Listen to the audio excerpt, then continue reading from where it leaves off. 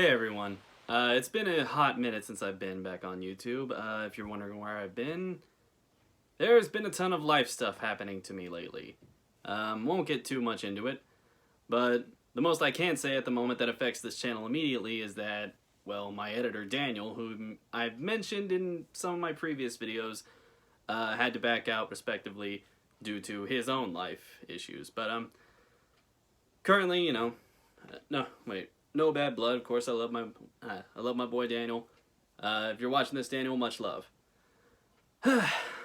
But aside from that and other personal things that have been going on, I have had the chance to see some new movies, and I even went to a convention, which I will get into in a bit in this video.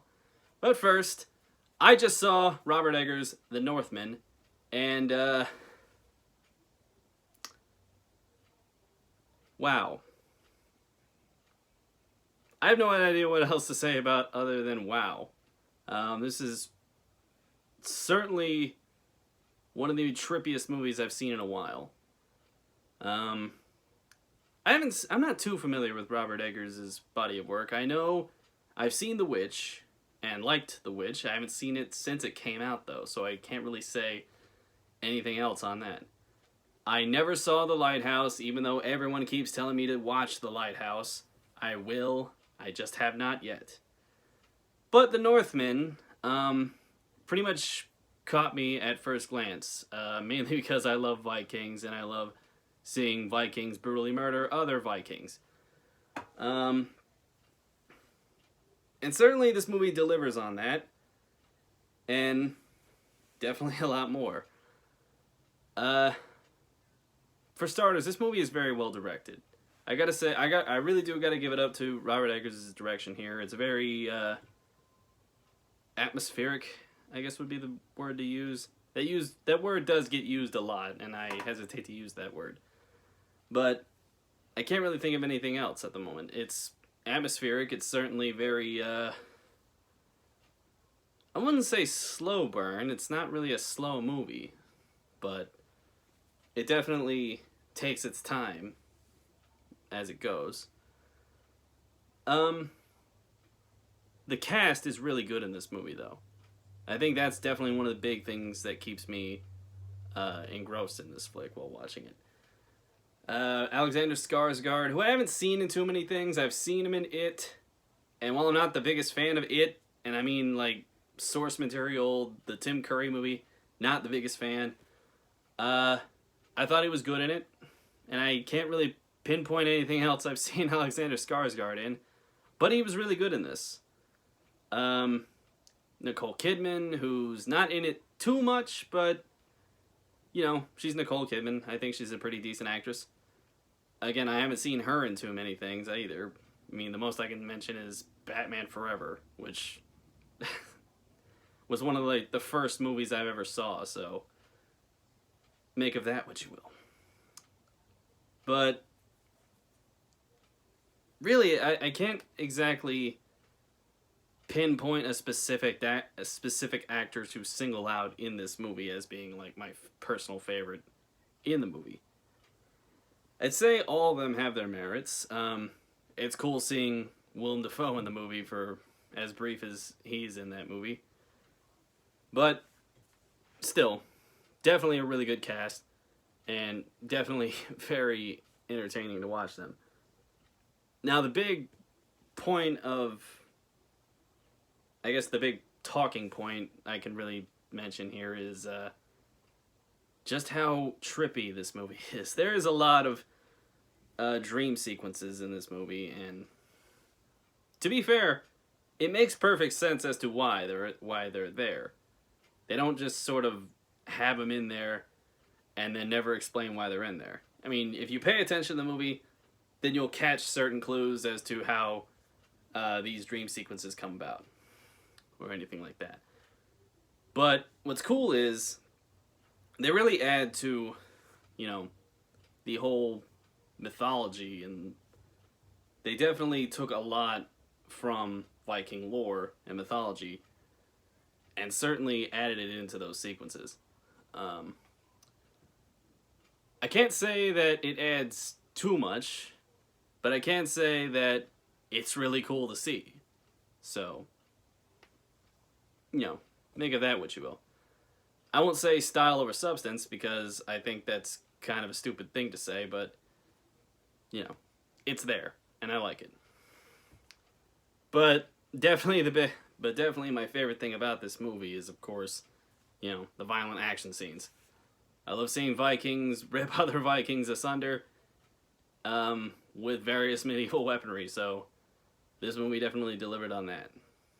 Granted, it's not an action movie, but it, of course, has action in it, so I can't really judge it as an action movie. But as a visual experience, this movie is certainly just one of the best I've seen this year so far.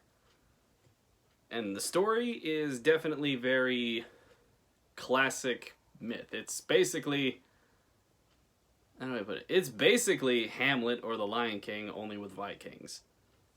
Which, I mean, that probably makes it instantly better than both of those movies.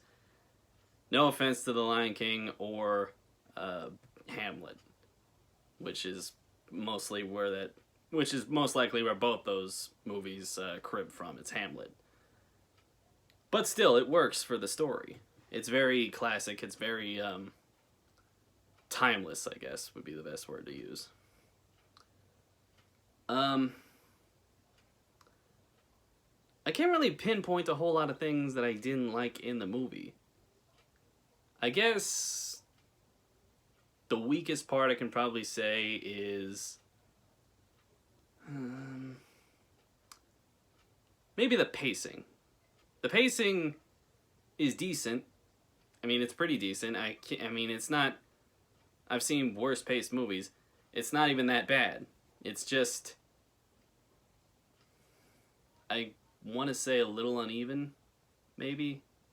There's definitely some scenes that could have been trimmed a tiny bit, but nothing I can really say as being, like, too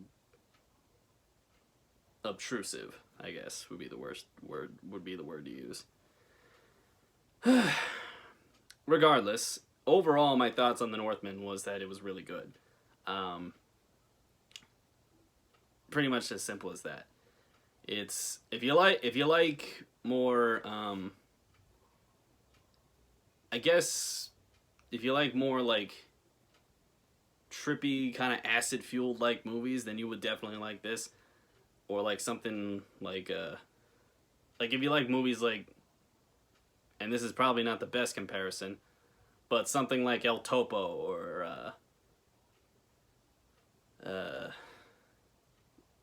don't know, maybe a Ken Russell movie or something, and you like Vikings, then this will definitely float your boat there. But definitely don't expect it to be just a full-on action movie. It's, it's definitely trying to tell, like, a story. And it tells it well, but, go in knowing what to expect with this movie. This is not, I'm having trouble with comparisons here. This is not Gladiator. This is more of, like, say, I'm not even sure if this is the best comparison to use either. Polanski's Macbeth. But if anybody wants to correct me on that, then, put it in the comments below. Moving on, as I mentioned earlier, I went to a convention too. A lot happened at said convention, including some recent pickups. Now, this convention was SakuraCon in downtown Seattle, and as I've already shown off a few other anime pickups, what I picked up here is mainly retro titles from Discotech. Let's see. First off, we got Cyber City 080808. One of Kawajiri's best, and certainly great to have it on Blu-ray finally. I had a DVD release. You might have seen it in my animation shelf video. I got rid of it mainly because I'm upgrading here. It looks great. It also comes with the Manga UK dub, which is basically the same English dub that is on all releases, but with different music. And the music in that dub is really good. So, damn it. Definitely worth the pickup. Alright. Next up, Angel Cop. One of the best so bad it's good animes ever made. And certainly a hell of a watch. In more ways than one. Now, I haven't actually watched this yet. But I have seen Angel Cop before. And it's certainly, as I just said, a hell of a watch. It's... oh boy. It's like every... I guess the best way to describe it, it's like your basic obscure 80s action movie that's like goes straight to VHS that you find at like a movie store in like the mid to late 80s or early 90s or something like that. Only an anime and with an absolutely hilarious dub. But, you know, I plan on watching this soon on Blu-ray. You know, big shout out to Discotech regardless. Okay, another. We got Fatal Fury, the OVA collection. Now, I have the first OVA on VHS, and it's finally good to have them on, you know, a digital format, I guess. But I have not actually seen the other OVA. Regardless, it's still entertaining. It's Fatal Fury. You know, I love the video games, and I love the Masami Obari movie. So, if you like fighting game anime, this is certainly one of the best that they ever made. I wouldn't put it up there with Street Fighter 2, the animated movie. But it's certainly a hell of a lot better than either Darkstalkers or Art of Fighting. So, definitely give this a check out. And the last one is, of course, Devilman. The late 80s, early 90s OVA. It's been a long time since I've seen this one. I have not watched this Blu-ray either. But, you know, I do know Devilman, and it's definitely right up my alley. It's dark, edgy, and violent. It's got a lot of blood and gore. It's got titties. You know, all those good stuff. All that good stuff. What am I saying? And I've always been a big fan of Go Nagai. Big fan of the Mazinger Z franchise, Cutie Honey, whatnot. Now, I haven't seen the recent Devilman Crybaby on Netflix. I hear it's good. I also hear mixed opinions on it, but mostly what I hear is either mixed to positive, so I'll definitely give it a try. Just not really sure if I really want to check it out. Not because I think it will be bad. Mainly it's just because I don't really care for Netflix. Regardless, still cool to have this, especially along with the new Cutie Honey Blu-rays that you probably saw in my Blu-ray shelf video. And that's about it. There's also some video game pickups, but I'll show those off another time when I actually start, you know, covering video games. Well, anyways, if anybody has any, like, you know, information or any kind of skills in editing, or just know anybody who is an editor who can help me, please at least solicit in the comments below, and I'll be sure to check it out. Thank you so much.